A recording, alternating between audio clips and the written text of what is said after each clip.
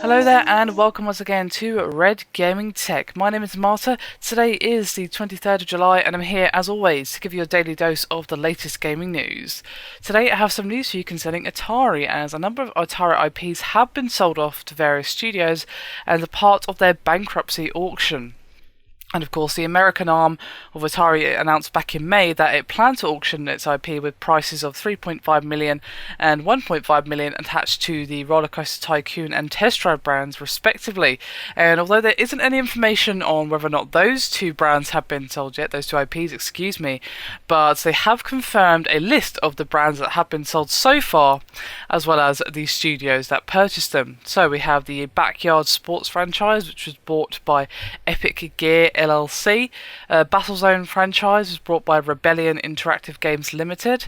Humongous franchise / Fatty Bear's Birthday Surprise / Maths Grand Prix, it was bought by Tomo. Master of Orion franchise was bought by Wargaming World Limited. Moonbase Commander franchise was again bought by Rebellion Interactive Games Limited. Star Control was bought by Stardock Systems Incorporated, and Total Annihilation franchise was bought by Wargaming World Limited.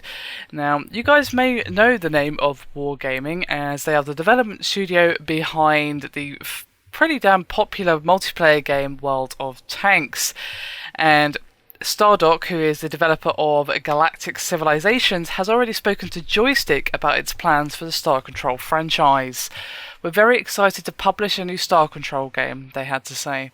We are inclined to go with an XCOM-like reboots, using Star Control 2 as a major source of inspiration, and this has come from Chief Executive Brad Wardle.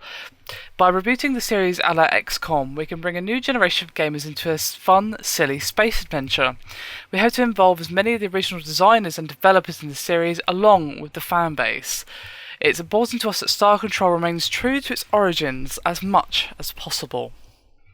So there you have it, many classic franchises being unfortunately having to be sold off, but at least looks promising for Star Control because, well, it sounds like the people who bought it are obviously fans of the original games and are fully intent in trying to preserve as much as what made those games great when they do their reboot. Doing an XCOM style reboot sounds pretty good. XCOM Enemy Unknown was pretty damn good. It did have its share of problems, to say the least, but still, I'm looking forward to seeing what they come out with. It looks like they're going to be doing a good job from what they're saying here. Hopefully there aren't too many shocking changes because, of course, this is a series that's probably close to a lot of people's hearts back in the day, and I'm sure they want to see it remain true to its roots and all that good stuff. But considering the statement that they made, it seems like it's in safe hands. I'll be curious to know if anyone actually buys Roller Coaster Tycoon. That's a game I'm sure many of us have fond memories of. Very good series indeed, and I personally would not say no to a Roller Coaster Tycoon game, but that's personally just my opinion.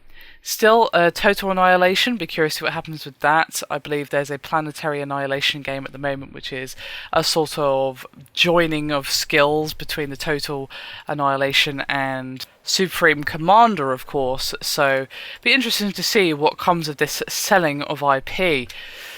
Hopefully we get some new games out of it, and these IPs will not just languish in darkness forever, but we'll at least be seeing a new Star Control game. Anyway, that is me done for this video. Hope you've enjoyed it. Thank you very much for watching, and I'll see you next time.